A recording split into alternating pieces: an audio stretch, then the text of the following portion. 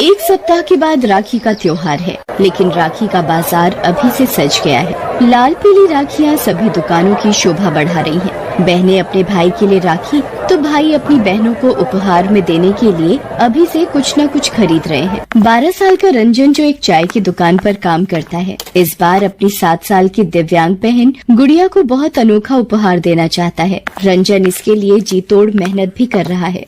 अरे भाई, और कितनी देर लगेगी चाय में? अरे जल्दी लाओ यार। रंजन अपने हाथों में चाय की प्याली लिए उन ग्राहकों के पास आता है।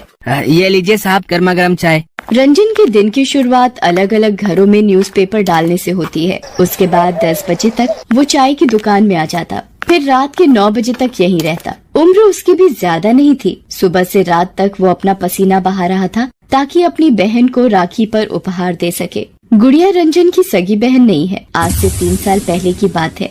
रात के 10 बज रहे थे। रंजन पूरे दिन काम करके बहुत थक गया था और वो फुटपाथ किनारे बैठा पाव खा रहा था। बहुत जोरों की भूख लगी है, लेकिन इस एक पाव से क्या होगा? पूरा दिन मालिक के यहाँ जी जान लगा देता हूँ, लेकिन 20 रुपए से वो ज्यादा देता ही नहीं।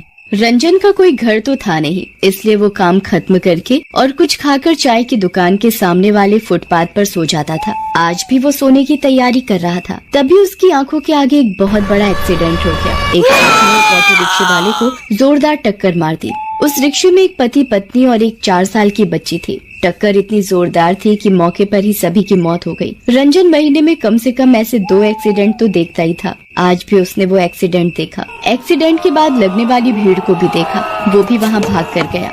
पता नहीं लोग इतनी स्पीड में चलाते क्यों हैं? सभी के सभी मारे गए। अरे कोई पुलिस को खबर कर दो। अरे चलो चलो यहाँ से, पुलिस के चक्कर में पड़ोगे तो 50 सवाल पूछेंगे वो। फिर धीरे धीरे लोग वहाँ से बातें करते हुए जाने लगे। रंजन भी वहाँ से जाने लगा। तभी उस छोटी लड़की के शरीर में हलचल हुई। वो रोते हुए कहने लगी, बाबा बाबा। रंजन ने जैसे ही उस लड़की की आवाज सुनी, उसके कान खड़े हो गए। उसने देखा कि वो छोटी सी लड़की अर्ध बेहोशी की हालत में है। उसका एक पैर रिक्शे के नीचे दबा हुआ है। रंजन ने जैसे ही ये देखा, वो उसे निकालने की कोशिश करने लगा। कितना भारी है ये, जरा सा भी हिल नहीं रहा।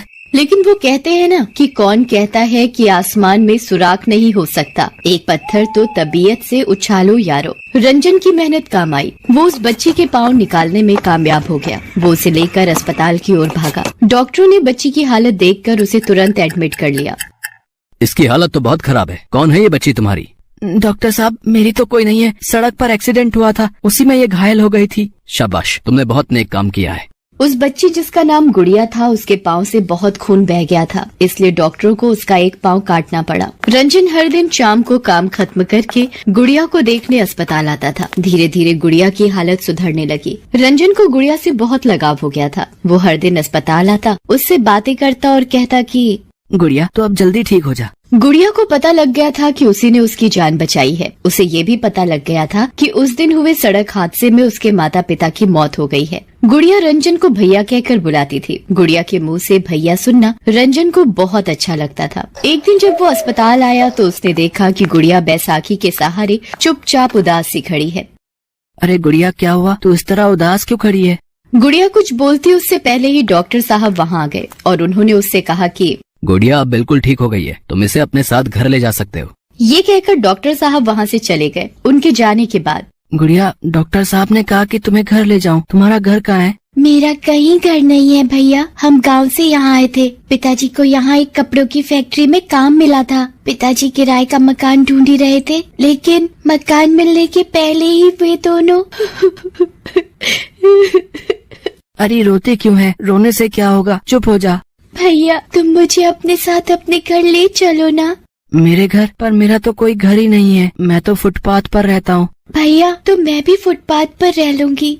रंजन, अरे नहीं नहीं, तू कहाँ रहेगी? क्या खाएगी, क्या पिएगी? मैं तो खुद किसी तरह अपना पेट भरता हूँ। रंजन की इस बात को सुनकर गुड़िया फिर से रोने लगी और उसने रोते रोते उससे कहा, ठीक है भैया। रंजन गुड़िया को छोड़कर जाना तो नहीं चाहता था, लेकिन वो क्या करता? वो उसे कहाँ ले जाता, क्या खिलाता, क्या पिलाता, कैसे उसकी देखभाल करता? वो वहाँ से चला गया। उस रात बहुत बारिश हो रही थी। रंजन फुटपाथ के पास ही एक पेड़ के नीचे खड़ा था, लेकिन उसका ध्यान गुड़िया पर लगा हुआ था। मैंने गुड़िया के साथ अच्छा नहीं किया, मुझे उसे अकेले छोड़कर नहीं आना चाहिए था। मेरे जैसा ही उसका भी दुनिया में कोई नहीं है, वो बेचारी कहाँ जाएगी। रंजन बारिश में भागता हुआ अस्पताल की तरफ जाने लगा, लेकिन अस्पताल पहुंचने के कुछ दूर पहले ही उसे गुड़िया दिख गई। वो बेचारी भी सड़क के किनारे एक पेड़ के नीचे बारिश से छिपने के लिए खड़ी थी। वो भागकर उसके पास गया। तेरा भैया बिल्कुल भी अच्छा नहीं है, तुझे इस तरह छोड़कर चला गया। नहीं भैया, आप बहुत ही अच्छे हो। तूने कुछ खाया है? नहीं भैया, मुझे तो बहुत भूख लगी है। रंजन ने अपनी जेब में देखा, 5 रुपए पड़े थे। सिर्फ 5 रुपए ही है मेरे पास, बिस्किट खाएगी तू? कुछ देर बाद बारिश बंद हो गई। रंजन ने उन पैसों से बिस्किट खरीदा और गुड़िया को खाने को दिया। उस रात गुड़िया भी उसके साथ ही फुटपाथ पर सोई। लेकिन धीरे धीरे रंजन को गुड़िया का इस तरह बाहर रहना अच्छा नहीं लगने लगा, इसलिए उसने न्यूज़पेपर बेचने का काम भी शुरू किया। फिर 750 रुपए किराए पर एक बहुत ही छोटा सा कमरा लिया। यही नहीं, उसने चाय की दुकान के मालिक से भी कहा कि वो उसके पैसे थोड़े बढ़ा दे। उसने उसके पैसे भी बढ़ा दिए। एक दिन, देख गुड़िया, मैं तो पढ़ नहीं सका ना, अब लगता है कि पढ़ पाऊंगा, लेकिन तू पढ़ेगी, मेरी जैसी नहीं रहेगी। रंजन ने गुड़िया का दाखिला एक स्कूल में करवा दिया। वो पढ़ने में बहुत होशियार थी। कभी कभी तो वो रंजन को भी कुछ न कुछ सिखाती, लेकिन उसका स्कूल बहुत दूर था। बैसाखी के सहारे चलकर जाने में वो बहुत थक जाती थी।